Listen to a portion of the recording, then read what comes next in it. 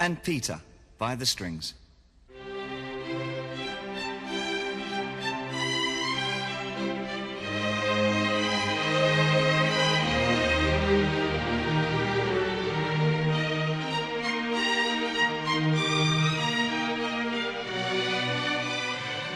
Salut à tous, petite vidéo spontanée pour parler de l'événement cinéma de cet automne qui est Blade Runner 2049. Alors je sais que j'avais dit que je ne ferais pas de vidéo avant The Lobster, mais je vous avoue que j'ai pas pu résister à prendre ma caméra, vous donner un petit peu mon avis et quelques clés de lecture sur ce film. Mais avant qu'on commence, je voudrais vous donner mon avis un petit peu succinct sur Blade Runner l'original. Euh, Parce que j'ai un avis un petit peu divergent, on va dire, de l'ensemble des cinéphiles en fait, qui considèrent ce film comme presque la septième merveille du monde, on va dire. Voilà, pour beaucoup de personnes, c'est un film très très culte. Je suis un peu plus mitigé sur ce film. C'est un film qui m'a profondément ennuyé à chaque fois que je l'ai vu. Alors évidemment, je ne crache pas sur l'esthétique du film qui est évidemment très réussi. Surtout qu'en plus c'est un film qui a été tourné totalement en analogique avec des caméras, pellicules, etc. Ce qui n'est pas du tout le cas de 2049. Je vais l'appeler 2049 pour aller plus vite parce que de répéter Blade Runner 2049 à chaque fois c'est un peu chiant. Contrairement à 2049 qui est un film totalement tourné sur fond vert quasiment avec peu de lumière naturelle et beaucoup d'étalonnage en post-prod, ce qui n'est pas le cas de Blade Runner l'original, hein, qui n'avait pas tous ces outils numériques à l'époque. Donc évidemment, c'est une très très grande réussite esthétique. C'est un film qui a marqué date pour de nombreuses raisons, pour son éclairage, même pour l'esthétique de la science-fiction, de la représentation de Los Angeles qu'il y a dans le film, etc. C'était très avant-gardiste à l'époque et ça a inspiré beaucoup de personnes. Même la bande sonore en elle-même, qui était composée par Vangelis, était très originale pour l'époque. Même encore aujourd'hui, il y a peu de films en fait qui ont une bande sonore aussi marquante et aussi unique. Donc évidemment, je ne renie pas tout ça, mais c'est un film qui, pour moi, souffre d'un gros problème de rythme. Il y a vraiment un moment au milieu du film où on s'ennuie un peu, puisque Blade Runner est résolument un film romantique, hein. L'essentiel de l'histoire est axé autour de la rencontre de Descartes et de Rachel et de cette histoire d'amour qui va naître de ces deux personnages. Alors oui, dans cette vidéo, avant que j'aille plus loin, je vais spoiler totalement, hein. Je fais cette vidéo en total impro, donc je vais pas m'embêter à faire une partie non spoil. D'habitude j'écris, là j'ai rien écrit, voilà, je vous parle tel quel. Donc je spoil, si vous n'avez pas vu les deux films, fuyez, allez les voir et après revenez voir cette vidéo. Donc oui, donc c'est un film qui est résolument romantique. C'est un film pourtant qui a un substrat qui est assez intéressant puisque les, euh, les réplicants qui sont des hommes de synthèse, il y a plusieurs questions qui sont posées. Il y a est-ce que ces hommes sont aussi humains que les vrais hommes? Est-ce qu'ils ont une âme, une conscience? La question n'est pas réellement posée telle quelle dans le film, mais c'est toujours un petit peu le genre de question qui est posée au spectateur lorsque on lui montre des relations avec des hommes de synthèse qui sont criantes de vérité, aussi véridiques que des relations entre humains, puisque Rachel est une réplicante. Alors Descartes, jusqu'à très peu de temps, on avait encore un doute, mais donc c'est un répliquant, hein, Ridley Scott l'a dit, et c'est totalement confirmé dans Blade Runner, dans 2049, pardon. Donc leur histoire d'amour est réelle. Est-ce que eux, finalement, sont aussi réels que les vrais humains, quoi? Est-ce qu'ils ont une âme, une conscience, etc.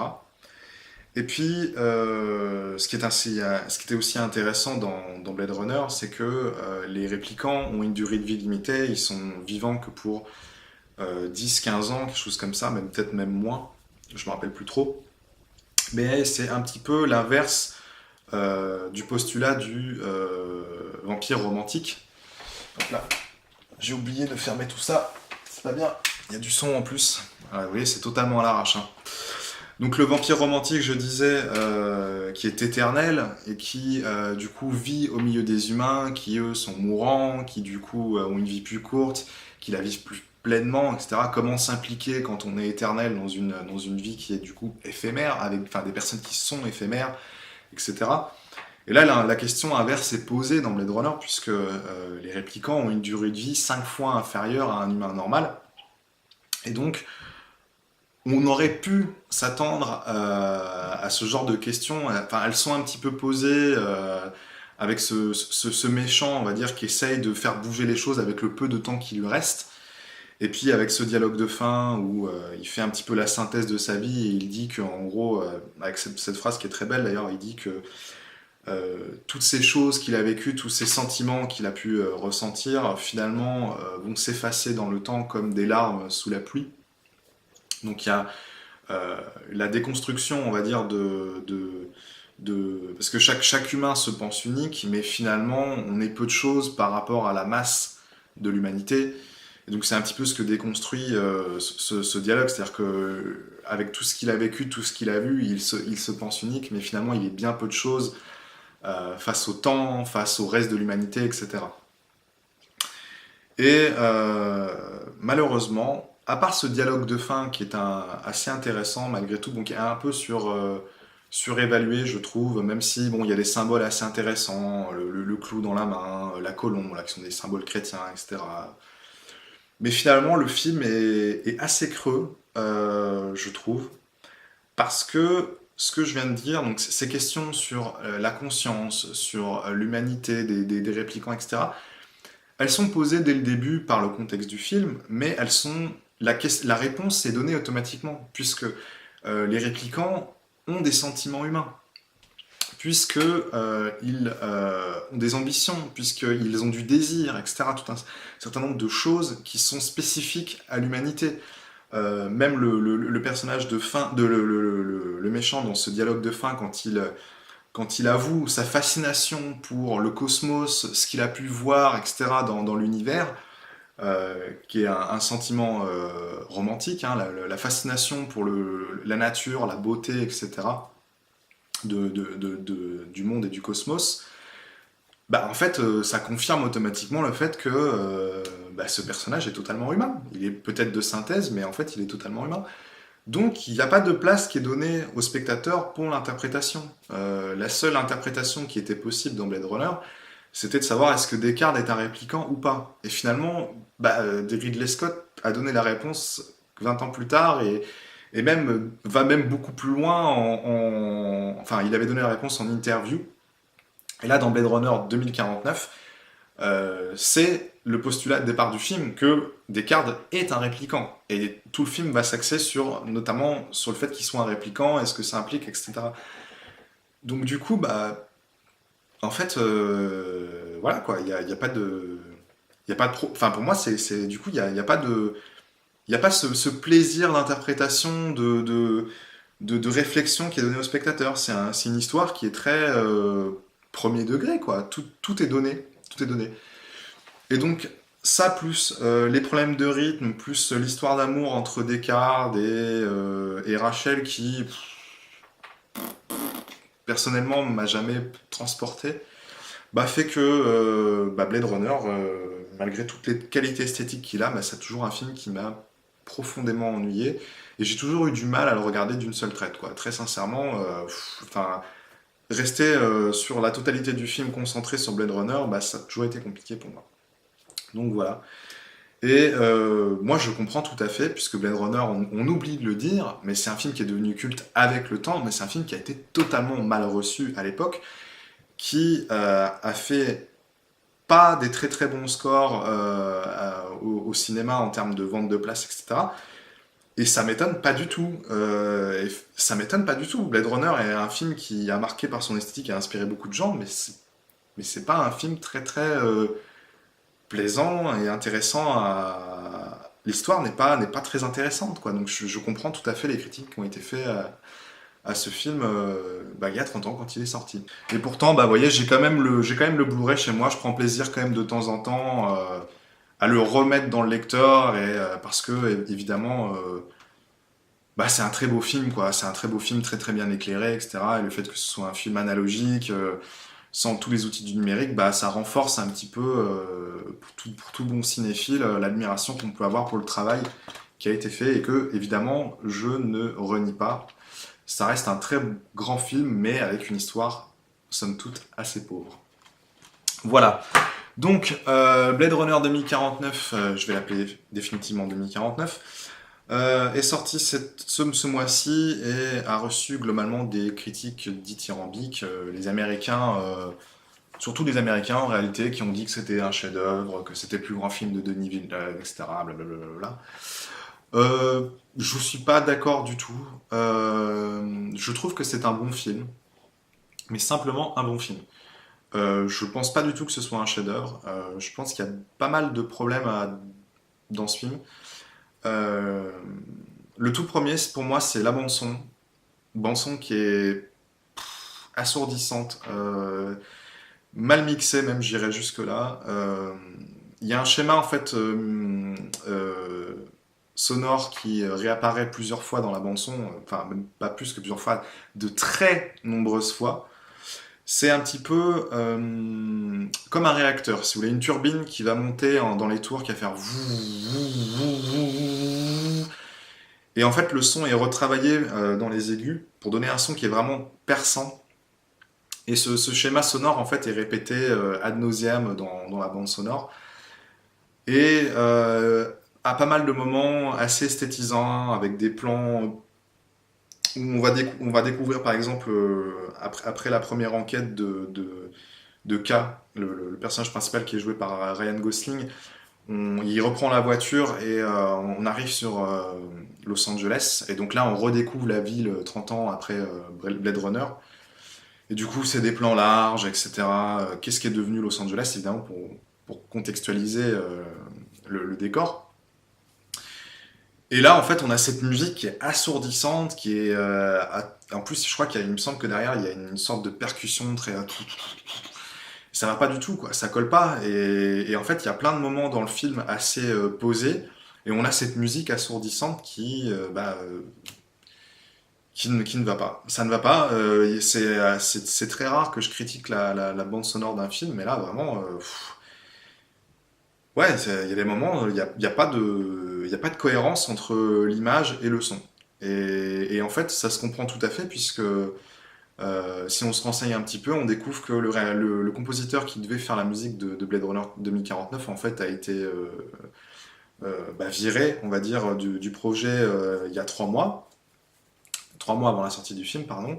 Et c'est Hans Zimmer et un autre compositeur dont j'ai oublié le nom en fait qui se sont chargés de rattraper le truc et de nous faire cette bande sonore qui est assez médiocre quoi dans l'ensemble. Elle est pas très très bonne quoi. Et sans trop leur jeter la pierre, ça se comprend quoi, parce que 3 mois pour faire une bande sonore, c'est pas assez du tout quoi, et ça s'entend. Le résultat est pas dingue du tout.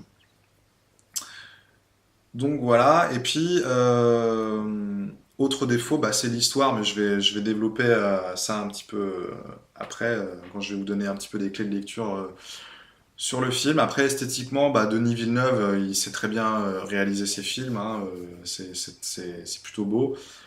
Ça a moins le charme de Blade Runner l'original parce que c'est du total full numérique, etc. Même si il y a beaucoup de jeux sur l'éclairage qui sont assez impressionnants, notamment dans la Wallace Company, donc la Tyrell Company qui était dans Blade Runner, l'original, a été remplacée par la Wallace Company qui est en gros une sorte de conglomérat qui a racheté la Tyrell et qui redéveloppe d'autres types de réplicants. Et donc un petit peu comme ce qu'on avait dans Blade Runner 1, on a des scènes en intérieur dans la Wallace Company. Donc ce qui était intéressant dans Blade Runner numéro 1, c'est que c'était suggéré, en fait il y avait une notion très religieuse en fait qui était suggérée avec cette Tyrell Company, puisque le PDG de la Tyrell Company vit dans une sorte de pyramide. Et vous n'êtes pas sans savoir que les pharaons étaient des dieux vivants. Et donc en fait le PDG de la Tyrell Company crée des humains artificiels. Donc on a une notion christique religieuse qui est suggérée en fait avec ce symbole de la pyramide plus le fait qu'il crée des faux humains. Donc en fait, le PDG de la Tyrell Company est une sorte de dieu vivant. Et d'ailleurs, les intérieurs de la Tyrell Company dans le Blade Runner original font un peu penser à l'intérieur d'une pyramide un petit peu futuriste, etc. Et on a encore ça dans Blade Runner 2049, avec des très très gros sabots, puisque le PDG de la Wallace Company, alors lui par contre, il a totalement oublié la notion de subtilité. Lui, clairement, il se dit je suis Dieu. Et enfin, notamment tous ces réplicants, mais notamment la réplicante qui est son bras droit, son larbin, on va dire, qui va exciter toutes les basses tâches pour lui, il appelle son ange. Et il référencie tous ses réplicants en les appelant les anges. Et il s'autoproclame Dieu assez régulièrement. Donc là, on n'est plus du tout dans la subtilité, vraiment, on vous met de la religion avec des gros sabots, voilà, voilà. On parle de Dieu, on parle de la création, Adam et Ève, tout ça, voilà, on y est les gars. Donc bon, ça, voilà quoi, ça aurait pu être un petit peu plus subtil dans la symbolique. Du coup, il n'y en a pas, puisque c'est dit clairement. Parce que tout le principe de la symbolique, en fait, c'est de faire comprendre des choses avec des symboles. Et là, clairement, c'est dit textuellement. Et donc, oui, donc le film a pas mal de scènes assez intéressantes au niveau de l'éclairage, donc tout ce qui est dans la Wallace Company. La scène aussi à Las Vegas, qui est dans la salle de spectacle avec l'hologramme de Elvis Presley, c'est ça? Et vraiment bien filmé, avec vraiment des éclairages vraiment intéressants, notamment un moment où Harrison Ford Descartes va tirer. Et en fait, il est dans l'ombre et pile au moment où il va sortir son flingue pour tirer, en fait, paf, il y a un ray de lumière qui passe devant lui. Et du coup, il est révélé. Ça, j'ai trouvé ça assez intéressant visuellement.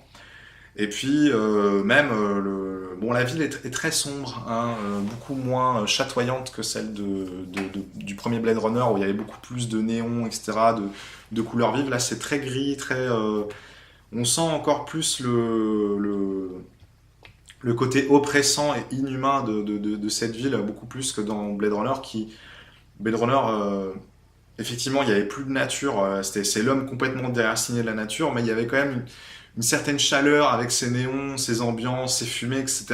Là, il y a beaucoup moins ça, quoi. C'est très froid, en plus c'est l'hiver, il neige assez régulièrement. Et en plus, enfin, du coup, c'est bizarre parce que la Californie, c'est un climat plutôt chaud, donc il n'est pas censé neiger à Los Angeles. Enfin bref. Mais voilà, globalement, le film est réussi esthétiquement. Bon, il est beaucoup moins impressionnant puisqu'il a tout un apanage d'outils numériques à sa disposition. Mais ça reste quand même du très haut niveau. Franchement, oui, c'est un film très très beau. Il n'y a rien à dire quoi là-dessus, il n'y a pas de souci. Donc voilà, et le point faible encore, malheureusement, je l'ai déjà dit, mais c'est l'histoire. Enfin, le deuxième point faible avec la bande-son, c'est l'histoire. Et pour vous en parler réellement, je suis obligé de vous parler un petit peu des trois, on va dire, postulats sur l'intelligence artificielle qui sont faits dans Blade Runner, puisque dans 2049, pardon, c'est un film qui est un peu la synthèse pour moi de pas mal de notions de science-fiction au cinéma sur l'intelligence artificielle. Il y a un petit peu du Matrix, il y a un petit peu du Her, il y a un petit peu même du Blade Runner original, enfin, il y a un petit peu du Ex Machina, enfin, il y a pas mal de choses un petit peu mélangées de ce qu'on a pu voir dernièrement dans l'anticipation sur l'intelligence artificielle. Donc il y a trois postulats, je disais, il y a trois façons en fait de voir l'intelligence artificielle et son implication dans le monde réel. La première, c'est par la copine de K, le personnage principal joué par Ryan Gosling. Donc, il a une copine numérique, c'est-à-dire que c'est une intelligence artificielle qui n'est pas matérialisée réellement dans le monde réel, puisque elle n'apparaît que sous forme d'hologramme. Donc, il ne peut pas la toucher, il peut passer à travers, etc. Mais l'interaction qu'il a avec elle, en fait, est si réelle, si humaine, que en fait, on oublie par moment que c'est un hologramme. Tout le jeu est là-dedans, en fait. Le deuxième postulat, c'est sur K lui-même et les réplicants, c'est-à-dire que eux, ce sont encore une fois des intelligences artificielles, des personnalités créées à partir de souvenirs fictifs qu'on balance en fait dans un corps physique. Donc là, ils sont totalement représentés dans le monde réel, ils peuvent choper des objets, etc. Ils mangent, ils boivent comme nous. Mais ce qui est à l'intérieur d'eux est supposément vide, puisque c'est totalement créé sur rien, quoi. C'est-à-dire que c'est une intelligence artificielle à laquelle on donne des souvenirs pour créer une personnalité. Donc en principe, ils n'ont pas d'âme. C'est ça, en principe, c'est ce qu'il faut retenir du truc, quoi. Et le troisième, et là c'est la grande nouveauté de ce 2049, c'est qu'on apprend que Descartes et Rachel ont pu avoir un enfant, et que donc ça pose la question la définition de la vie, puisque la définition d'un être vivant, c'est un être autonome capable de se reproduire. Donc, peut-on considérer que deux robots qui donnent naissance à un robot sont des êtres vivants? La question se pose. Et il y a cette très belle phrase de Ryan Gosling où il apprend en fait que deux robots ont pu avoir un enfant. D'ailleurs, pour lui, psychologiquement, ça le retourne pas mal, hein, mais on peut le comprendre vu que lui, c'est un être qui a été conçu dans une usine. De se rendre compte que deux êtres artificiels ont pu créer la vie. Donc il a une très belle phrase à ce moment-là qui dit que euh, quelque chose qui est né doit avoir une âme. Voilà, puisque on est encore une fois dans les symboles chrétiens de la création où on est avec une âme et tout ça vient de Dieu, etc. Enfin bref, voilà, c'est encore Ridley Scott joue encore beaucoup avec ce genre de notions. Hein. Le film est très proche sur un certain nombre de notions de Alien Covenant, dont j'avais fait une critique il n'y a pas si longtemps que ça. Et d'ailleurs, c'est marrant parce que quelqu'un dans les commentaires avait, avait fait un parallèle entre Blade Runner le premier et Alien Covenant. Et alors vraiment, là, avec le personnage de David du coup, ce qui est dit dans 2049, il y a une parenté entre les deux. On sent que Ridley Scott a envie de parler de ce genre de sujet, quoi. Tu sens que sur la fin de sa vie, le mec, il est obsédé par cette notion de Dieu, de l'intelligence artificielle, de la création, etc. On sent que c'est des thématiques qui l'intéressent, quoi. Donc voici les trois postulats sur l'intelligence artificielle. Donc je vais commencer par le premier et vous dire un petit peu ce qui en découle en réalité, puisque donc cette copine avec qui il a une relation très humaine, très vraie, avec des sentiments, etc., où on sent en fait qu'il y a une certaine frustration entre l'un et l'autre, puisque ils veulent s'aimer pleinement, mais ils ne peuvent pas s'aimer physiquement. Ils peuvent pas se toucher, ils peuvent pas s'embrasser, etc. Donc ça pose un réel problème pour eux. Déjà au départ, elle ne peut pas se matérialiser n'importe où. Elle est uniquement cantonnée à son appartement. C'est vers 20 minutes dans le film où il va récupérer donc, une sorte de téléphone portable, on va dire, qui va lui servir de téléphone portable et qui peut en parallèle projeter sa copine à peu près n'importe où. Donc ça déjà, ça va être un cap dans leur relation où elle n'est plus enfermée dans son appartement. Et donc on passe un degré en fait dans son application dans le réel. Mais malgré tout, elle reste digitale, virtuelle. C'est juste un hologramme projeté, aussi réel qu'il soit, c'est juste un hologramme projeté. Et il y a notamment cette scène où ils essayent de s'embrasser sous la pluie, ils essayent de se tenir, etc. Ils sont presque à se toucher, mais ils peuvent pas évidemment. Et il y a ce moment où en fait, il va recevoir un appel sur son téléphone portable, et du coup, ça va mettre en pause sa copine.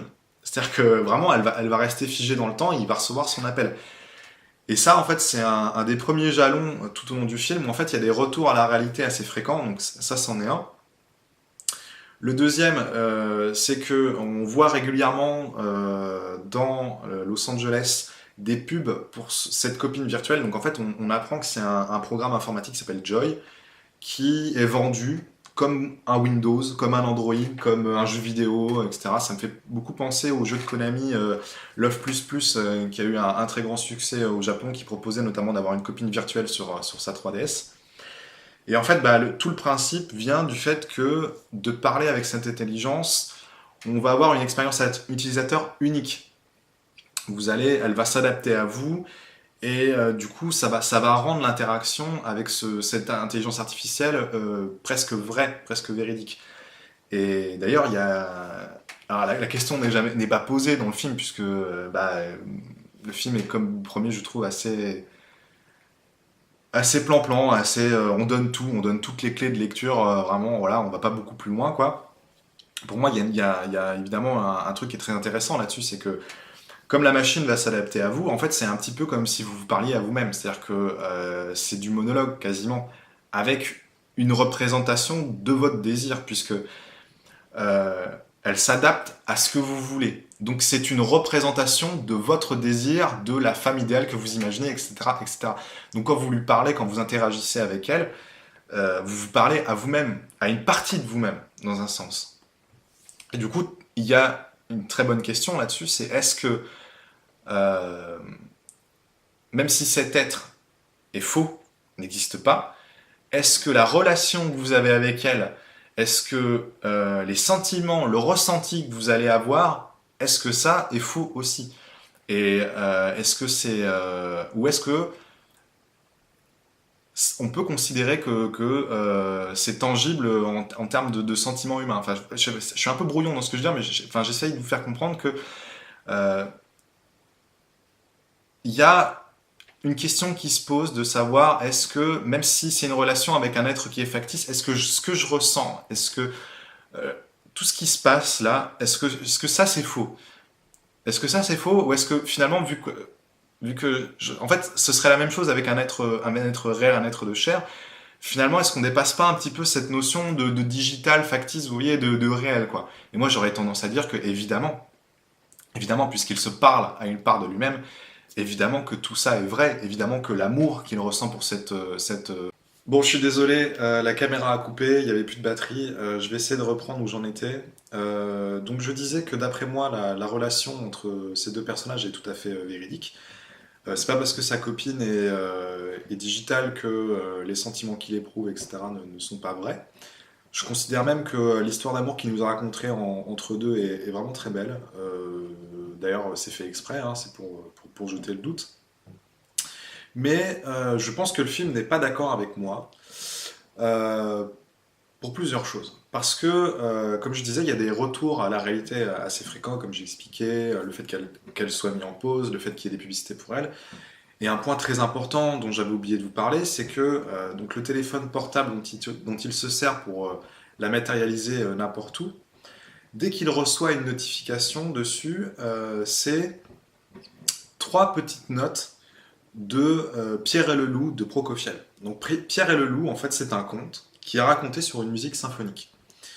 Donc c'est un conte. Et pour moi, en fait, c'est vraiment un symbole, un, un message en fait que nous glisse le film à chaque fois qu'en fait il va la faire apparaître, ou à chaque fois qu'il va recevoir un message, que le film considère que ce qui se passe entre eux deux est finalement faux, et finalement revêt de la fiction, quoi. Moi, c'est comme ça que je l'interprète.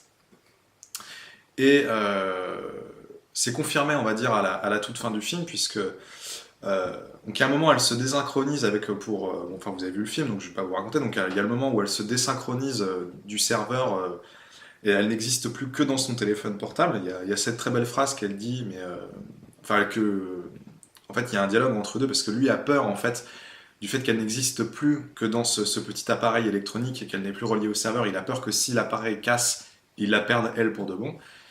Et elle lui dit, c'est assez très joli ce moment, je trouve. Elle lui dit, bah oui, exactement, comme une vraie femme. Et donc on a un petit espoir à ce moment de se dire, ah, le film joue avec nous, finalement, il va considérer que malgré tout, elle a pu développer une sorte d'individualité, d'âme, etc. Et puis finalement, il y a un moment où elle lui donne un nom, un prénom. Elle va l'appeler Joe. Et en fait, à la toute fin, quand elle est morte, il se balade dans Los Angeles, un petit peu peiné parce que bah voilà, il vient de perdre la femme de sa vie malgré tout, hein, même si elle n'était pas physiquement réelle. Et puis en fait, il va être face à une publicité pour ce truc, pour Joy, et elle va lui parler, enfin la publicité va lui parler. Donc en fait, elle a exactement les mêmes traits que sa femme, puisque toutes les Joy ont les mêmes traits. Et elle va lui dire quelle journée, n'est-ce pas? Tu as une sacrée mine, mon Jojo. Donc exactement en fait comme le prénom que lui avait donné sa version de Joy à lui, quoi. Et là vraiment, bah paf, quoi, le film casse le truc, quoi. Vraiment, voilà, il y a pas d'équivoque. Tout ce que vous avez pu voir entre ces deux personnages, bah, est relevé de la fiction, exactement comme ces trois petites notes de Pierre et le loup qu'on pouvait entendre à chaque notification. Tout ça n'est que fictif. Voilà, la conclusion que fait le film sur cette histoire d'amour. Moi, je suis pas d'accord du tout. C'est un débat qu'on pourrait prolonger longuement, mais je suis pas du tout d'accord. Mais voilà, c'est la conclusion que fait le film à cette relation. Et c'est assez dommage d'ailleurs qu'il la casse comme ça, parce que, bah, en fait, encore une fois, il n'y a pas de place à l'interprétation. La question a été posée en début de film et la réponse est donnée en fin de film. Donc voilà, pas de place à l'interprétation. Donc ça, c'est le premier postulat sur l'intelligence artificielle. Et le deuxième, il est abordé autour du personnage de K, qui est un répliquant, on le sait dès le début, qui est criant de vérité. Il y a plusieurs personnages humains au long du film, notamment sa chef à la police de Los Angeles, qui vont lui dire des fois, on a presque l'impression que tu es réel, que tu as une âme. D'ailleurs, à un moment, c'est marrant, elle va le draguer et puis il va lui mettre un vent parce que bah, il est amoureux. Donc pour moi, ce petit passage met un petit peu de l'eau à mon moulin sur ce que je pense entre la relation entre K et sa copine. Et donc lui, par contre, il a tout à fait conscience d'être un être de synthèse, d'être né à l'âge adulte, parce que de ne pas être né justement du coup, parce que les réplicants sont créés à l'âge adulte, ils n'ont pas d'enfance, on leur injecte des faux souvenirs de leur enfance pour créer un simulacre de personnalité. Donc lui, il a tout à fait conscience de ça. Et d'ailleurs, il a un souvenir assez récurrent qui lui revient et il sait tout à fait que ce souvenir est faux. Sauf que, évidemment, le film en a décidé autrement et c'est ce qui fait l'intrigue de 2049, c'est-à-dire qu'il va se rendre compte vers la moitié du film que ce souvenir n'est pas du tout faux, que c'est bien un souvenir réel et il est tout à fait persuadé de l'avoir vécu, du coup, et il est aussi persuadé en fait d'être unique et donc du coup peut-être d'être l'enfant de Descartes et de Rachel. Et ça va vraiment beaucoup le perturber, ça va vraiment le chambouler dans sa tête. Et nous aussi, pendant toute une partie du film, on va se poser des questions autour de ce personnage, puis finalement, on va se rendre compte en fait que ce souvenir a effectivement été bien réel, mais a été vécu par quelqu'un d'autre. Donc Descartes n'est absolument pas différent, K n'est absolument pas différent des autres réplicants. C'est la conclusion que fait le film sur ce personnage. C'est un personnage qui, à partir du moment où il va comprendre qu'il n'est qu'une pâle copie de quelque chose qui a existé, mais dont finalement il n'est que la copie, va rentrer dans une sorte de plus ou moins de dépression, il va aller jusqu'à se blesser volontairement à mort en essayant de sauver Descartes, et puis il va se laisser mourir, quoi. Donc pour moi, la conclusion que fait le film sur ce personnage, c'est que il n'avait pas d'âme, il n'était pas humain, il n'avait pas de conscience, quoi. Et moi, je suis pas d'accord avec ça parce qu'il y a un truc que balaie totalement le film, en fait, c'est l'expérience personnelle que vit K au long de sa vie. Effectivement, le substrat qui forme sa personnalité, ses souvenirs, appartiennent à quelqu'un d'autre, et donc du coup, euh, lui-même est basé sur quelque chose de faux, mais il est tout à fait apte à vivre des expériences au long de sa vie, et en fait, ça aussi forge sa personnalité, son unicité. Et ça, c'est totalement balayé par le film qui, en gros, décide à la toute fin, par l'attitude de K, de nous dire que non, finalement, K, c'était pas un humain. Voilà, c'est bon, vous avez la réponse. Donc encore une fois, question posée en début de film, réponse donnée en début de film. Le dernier postulat sur l'intelligence artificielle est traité avec la fille de Descartes et de Rachel, qui est un personnage un petit peu à part dans le film, puisque quand on va la rencontrer pour la première fois, on va pas du tout savoir que c'est une réplicante. On va la prendre pour une humaine lambda. Elle vit dans une espèce de bulle totalement isolée du monde parce que, soi-disant, elle a une maladie auto-immune qu'elle a développée à l'âge de 8 ans. Alors qu'en réalité, bah, quand on apprend que c'est la fille de Descartes et de Rachel, on comprend qu'en fait elle est maintenue dans cette bulle juste pour la maintenir en sécurité, pour que personne n'interagisse avec elle. Et donc son rôle à elle, c'est de bosser pour la Wallace Company. C'est elle qui crée les souvenirs fictifs qui forment les substrats de la personnalité des réplicants. Euh, c'est même un petit peu plus que ça, puisque elle, le souvenir qui est introduit dans l'esprit de K, c'est son souvenir à elle. Donc ça, c'était une technique, on va dire, de la part de l'Alliance rebelle des réplicants. Wallace cherche à savoir qui est l'enfant né de deux réplicants. Du coup, eux, les réplicants, en réponse à ça, ont, on va dire, créé des candidats potentiels en fait à cette recherche. C'est-à-dire que pendant toute une partie du film, on pense que K est cet enfant grâce à ce souvenir. Et je pense qu'ils ont dû implanter ce souvenir dans beaucoup d'enfants en fait pour brouiller les pistes. Et donc, elle, son rôle, c'est de créer des souvenirs. Donc, elle fait on dit même qu'elle crée des souvenirs tellement vrais, tellement parfaits qu'ils paraissent vrais. Et la réponse du film là-dessus, c'est que, en gros, elle dit que, avant ses 8 ans, elle a réussi à expérimenter le monde réel. Donc, les souvenirs de son enfance lui sont propres, ils n'appartiennent qu'à elle. Et pour le reste, eh ben, elle a beaucoup d'imagination. Donc là, vraiment, on touche encore à l'âme, à la création artistique, à tout ce qui fait bah, l'être humain dans son ensemble.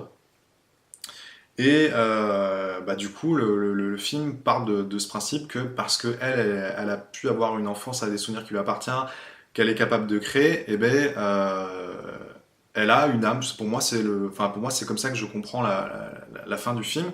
Et c'est un peu en fait suggéré aussi par le personnage de Descartes, qui est son père. Et quand K le visite à Las Vegas, on se rend compte que Descartes passe son temps à sculpter des petits personnages en bois, et notamment le cheval qui forme le cheval en bois qui forme une des clés principales du souvenir de K et donc de la fille de Descartes. Et on comprend qu'en fait ce cheval a été sculpté par Descartes.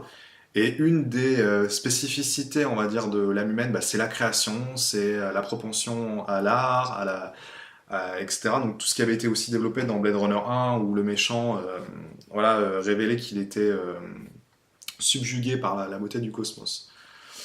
Donc voilà ce que je peux dire en fait sur les trois postulats sur l'intelligence artificielle qui sont développés dans Blade Runner 2049. Donc vous voyez que c'est assez touffu malgré tout, hein. Il y a pas mal de notions qui sont mises en jeu. Il y a, on va dire, un éventail assez exhaustif en fait de tout ce qu'on pourrait imaginer autour de l'intelligence artificielle et de ses implications. Mais, bah, en fait, comme j'ai essayé de le faire comprendre jusqu'à maintenant, en fait, à chaque fois, le film donne les clés de lecture. Pour moi, la subtilité d'une œuvre, en fait, elle vient pas de l'ensemble des sujets qu'elle traite. Je veux dire, c'est hyper simple, en fait, de créer une œuvre de fiction et de rajouter des notions ad nauseam. Ça en fait pas forcément une œuvre intéressante à décortiquer. Moi, ce qui fait la profondeur d'un film, c'est finalement tout ce qui n'est pas dit. C'est quand il y a de la place qui est laissée, et je l'ai souvent répété dans cette vidéo, à l'interprétation, à l'imagination, à la symbolique. Parce que quand vous donnez des symboles, bah finalement, derrière, le spectateur, en fait, il est pris part en fait dans cette réflexion. Parce que lui, c'est lui qui interprète les symboles. Et chaque personne qui regarde le film va avoir une façon différente d'interpréter les symboles. Et évidemment, il y a des symboles qui sont courants. Tous les symboles autour de la religion dont j'ai un peu parlé dans Blade Runner, ceux-là, en fait, il n'y a pas d'équivoque. C'est les symboles de la religion tels qu'on les connaît et leur interprétation est connue de tout le monde. Mais après, en fait, le mélange des symboles permet à chacun de se faire sa propre expérience, sa propre analyse.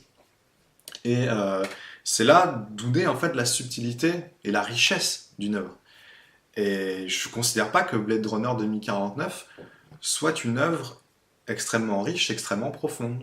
C'est les mêmes problèmes pour moi qu'avec Blade Runner numéro 1. Tout est premier degré. Tout est premier degré. Si je peux faire une analogie pour faire comprendre, pour moi c'est un peu la distinction entre par exemple 2001 l'Odyssée de l'espace et Interstellar, les deux, c'est deux formidables films de science-fiction.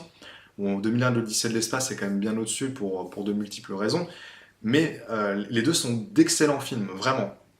Mais à la différence, 2001 l'Odyssée de l'espace laisse une part libre à l'interprétation des symboles, de l'histoire, etc. Le spectateur est complètement largué à la fin et c'est à lui de raccrocher les wagons, de se faire sa propre idée de ce que ça raconte. Et c'est pour ça qu'en fait, 50 ans plus tard, 2001 l'Odyssée de l'espace, c'est encore un film qui est soit décrié, soit adoré, mais qui de manière générale, en fait, provoque une certaine fascination chez le public. Et à contrario, Interstellar, c'est un film qui propose une conclusion tout à fait standard à son histoire et qui ne laisse aucune part à l'imagination, rien du tout, quoi. C'est-à-dire que le film finit sur une fin très manichéenne. En fait, les humains arrivent à s'en sortir et puis voilà, tout va bien. Et en fait, l'un est un chef-d'œuvre intemporel et puis l'autre est juste un très bon film de science-fiction. Oui, pour moi, c'est là la distinction. Donc voilà, je pense que j'ai fait le tour sur ce que je pouvais vous dire sur Blade Runner 2049. Je pense que je me suis un petit peu perdu à la fin dans tout ce que je voulais dire, etc. Bon, je pense que l'ensemble devrait donner un truc assez correct. Écoutez, moi je retourne bosser sur la critique de Lobster. N'hésitez pas à venir commenter et à dire que vous n'êtes pas d'accord avec moi, évidemment. Encore une fois, j'ai pas la science infuse et ce n'est absolument pas une vérité absolue. Je vous ai juste donné mon avis. Voilà. Je vous en prie, venez le décortiquer, le démonter dans les commentaires. Il y a pas de souci, je serai très content de vous répondre et je réponds la plupart du temps à tout le monde. Étant donné que je trouve que mettre un commentaire, c'est faire un effort, je trouve que c'est normal en fait de répondre à toutes les personnes qui commentent. Enfin, pour moi, c'est logique. Bref, on se retrouvera plus tard pour une prochaine vidéo et je vous dis à plus.